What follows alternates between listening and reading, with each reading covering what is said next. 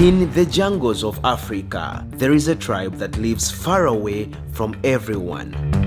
With no internet, no electricity, and no connection to the outside world. Because of this, people think that they are dangerous, wild, and hostile.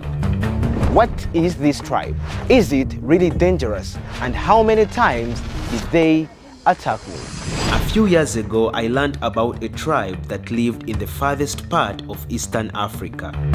I was so shocked that I had to go and see them by myself. So I flew all the way back to my country, Uganda, one of the most diverse African countries.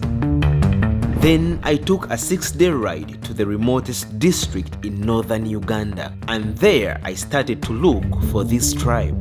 On this journey, I crossed many bridges, thick jungles, until I finally found the Karamajong. These are the Karamajong people, and they live here, far away in the remotest part of Eastern Africa.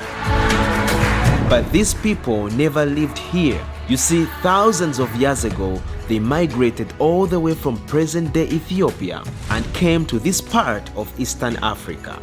Some went to Kenya, some went to South Sudan, and the remaining ones stayed here. And since they lived far away from everyone, most of what they did was cattle herding. But they kept on facing raids and attacks from many neighboring tribes because their cattle was considered valuable.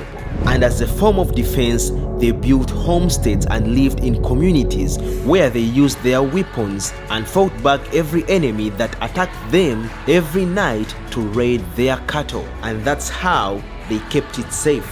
Because of these attacks to their communities, many raiders ended up being killed. And that's why many people from the outside think that they are dangerous. But in reality, the Karamajong people are very hospitable. As you can see, they live in these huts, and this entire community is one family. These guys are some of the most welcoming people that I've ever seen.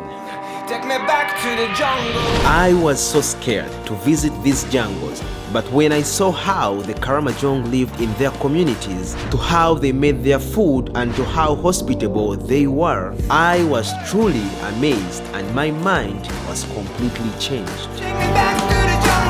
My trip to this part of the world was very short and sweet, but thanks to these guys from Kara-Tunga Tours and Travel who took me here. Because on my way back home, I was able to see that in a world where many of us live in big cities, it's incredible and refreshing to see how other people live on the other side of the world.